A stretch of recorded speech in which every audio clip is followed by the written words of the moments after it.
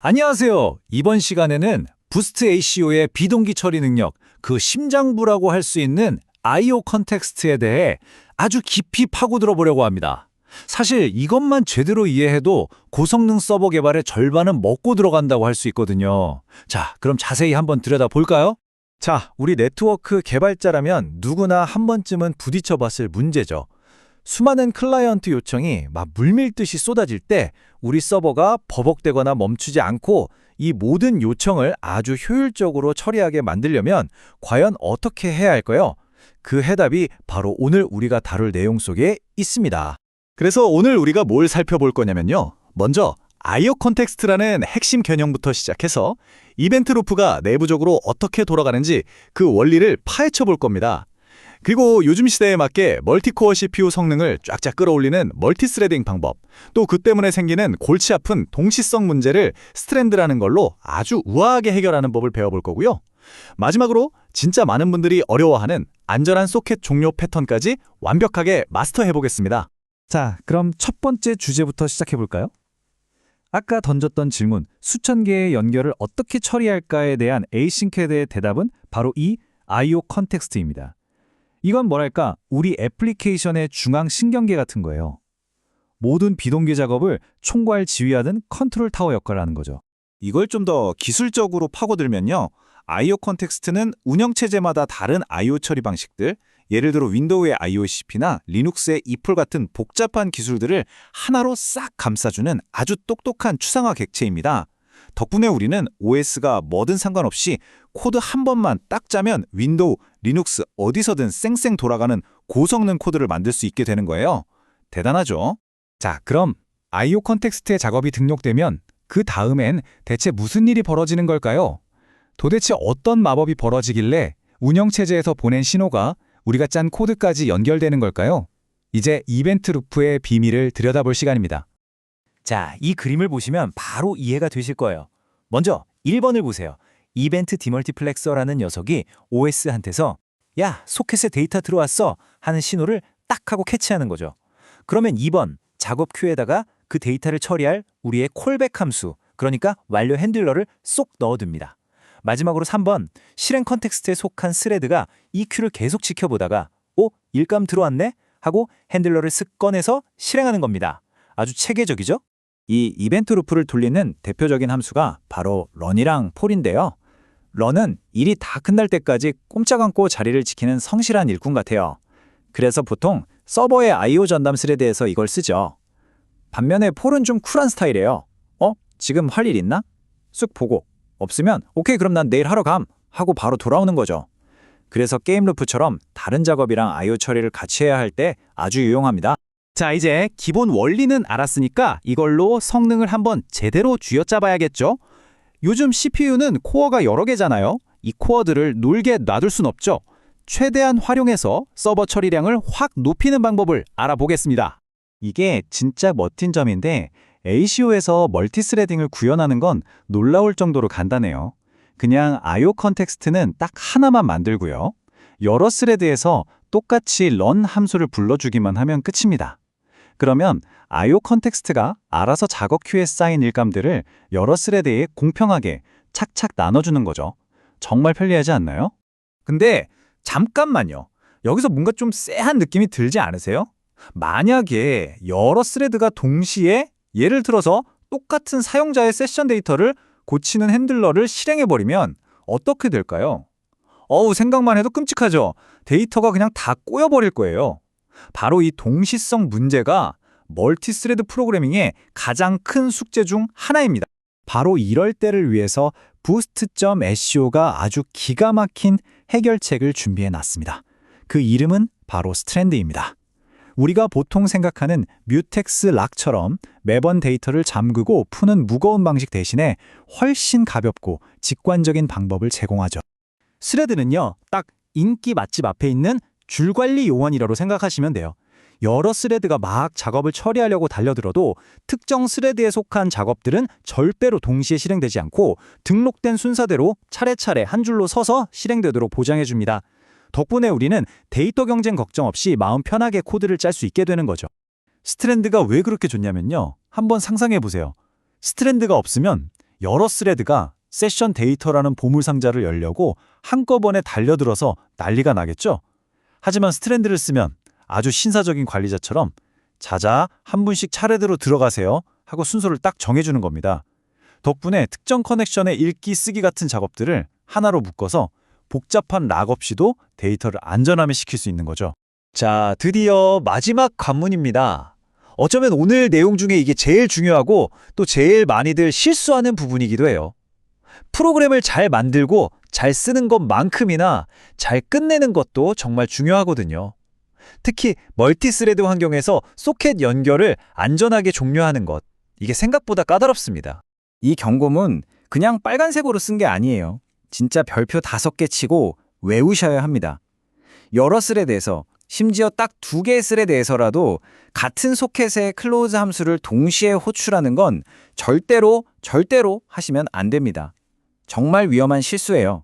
이게 왜냐하면 클로즈라는 게 그냥 문을 닫는 게 아니거든요. 소켓 내부의 상태를 막 바꾸는 쓰기 작업 같은 건데 두 녀석이 동시에 달려들어서 내가 닫을 거야! 아니야, 내가 닫을 거야! 하고 싸우는 꼴이 되는 거예요.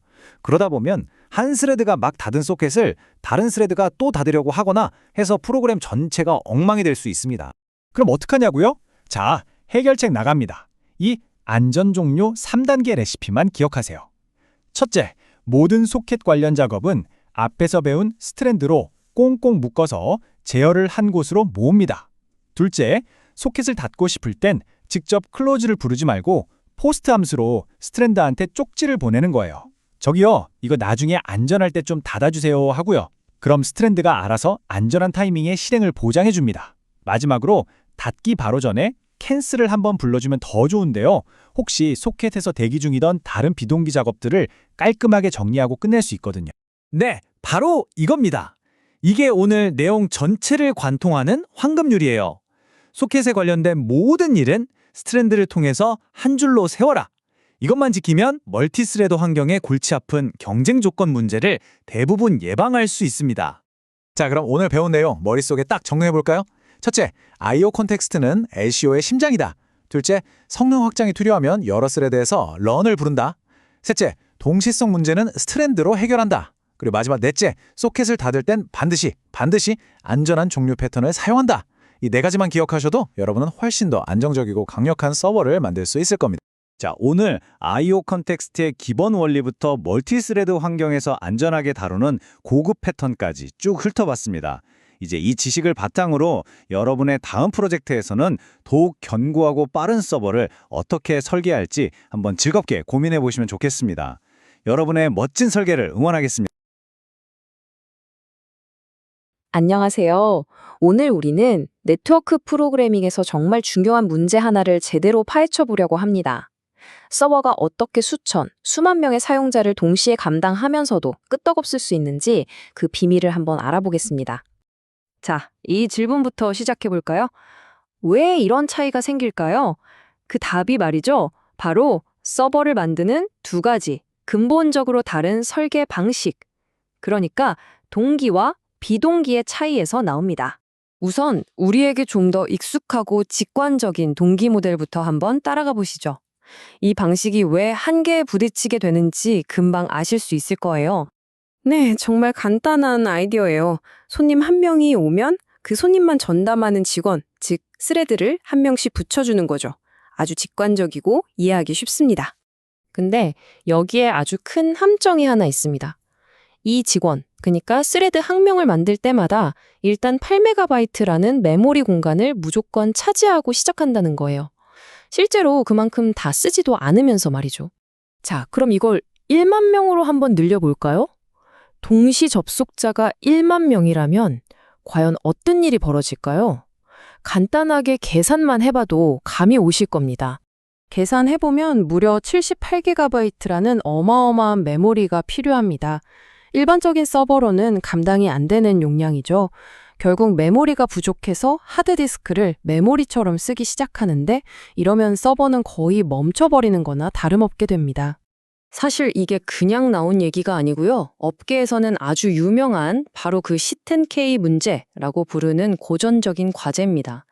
1만 개, 10K의 연결을 처리하는 문제라는 뜻이죠.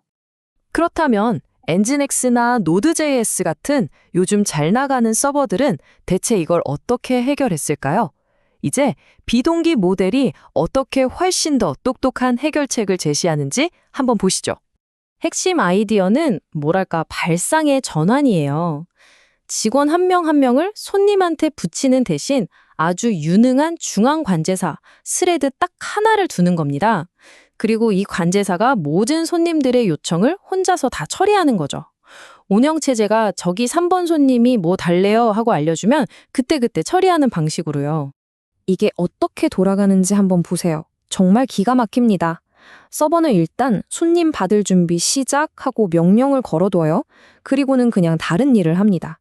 그러다 실제로 손님이 오면 그제야 작은 세션 객체 하나 만들어서 자, 이제 내일은 네가 알아서 해 하고 바뀌어버리죠. 그리고 가장 중요한 건 서버는 곧바로 또 다음 손님을 받을 준비를 시작한다는 겁니다. 절대 기다리면서 시간을 낭비하지 않죠. 바로 이게 마법의 핵심입니다. 논 블로킹, 즉 막히지 않는다는 거죠. 서버는 할 말이 있는 클라이언트에게만 신경을 씁니다. 운영체제의 똑똑한 알림 시스템 덕분에 가만히 있는 클라이언트들을 일일이 찾아다니면서 뭐 필요한 거 없으세요? 하고 물어볼 필요가 전혀 없는 거예요. 이 똑똑한 모델이 안전하게 돌아가려면 몇 가지 중요한 약속이 필요합니다. 첫째, 작업들이 콜백으로 꼬리에 꼬리를 물고 이어져요. 마치 릴레이 경주처럼요. 둘째, shared from this라는 일종의 생명줄을 사용해서 작업이 아직 안 끝났는데 관련 객체가 사라져버리는 큰 사고를 막아줍니다. 마지막으로 포스트라는 안전한 우편함을 통해 여러 스레드가 데이터를 마구잡이로 만져서 엉망이 되는 걸 방지하죠. 자, 이론은 이쯤 하고 그래서 실제로 이 두 모델을 붙여보면 어떨까요? 극한의 상황에서 누가 더 잘 버티는지 성능 테스트 결과를 한번 보시죠. 결과를 보세요. 이건 뭐 그냥 압도적입니다. 특히 메모리 사용량을 한번 보세요. 78GB 대 40MB. 말이 안 되는 차이죠. 응답 시간도 마찬가지고요. 동기 서버는 사실상 버티지 못하고 그냥 무너져 내립니다. 이 그래프를 보시면 그냥 한눈에 들어오죠. 왼쪽이 동기 방식, 오른쪽이 비동기 방식의 메모리 사용량입니다. 2000배가 넘게 차이가 나요. 이건 뭐 비교 자체가 무의미한 수준이라고 할 수 있습니다. 와, 비동기가 이렇게 좋으면 그냥 무조건 비동기 방식만 쓰면 되는 거 아닌가요? 라고 생각하실 수 있죠. 과연 그럴까요? 정답은 상황에 따라 다르다입니다. 동시 접속자 수가 아주 적고 로직이 간단하다면 동기 방식의 단순함이 오히려 장점이 될 수도 있어요. 하지만 사용자가 많아질 가능성이 조금이라도 있다면, 특히 채팅이나 게임처럼 실시간 통신이 중요하다면 비동기는 선택이 아니라 필수입니다. 오늘 우리가 살펴본 이 동기와 비동기 모델의 차이점, 이게 단순히 기술적인 이야기를 넘어서는 것 같아요. 우리가 매일 쓰는 서비스들이 어떻게 수백만, 수천만 명의 사용자를 감당해내는지 그 비밀을 엿본 셈이죠. 이런 관점에서 한번 주변의 서비스들을 다시 생각해보는 건 어떨까요?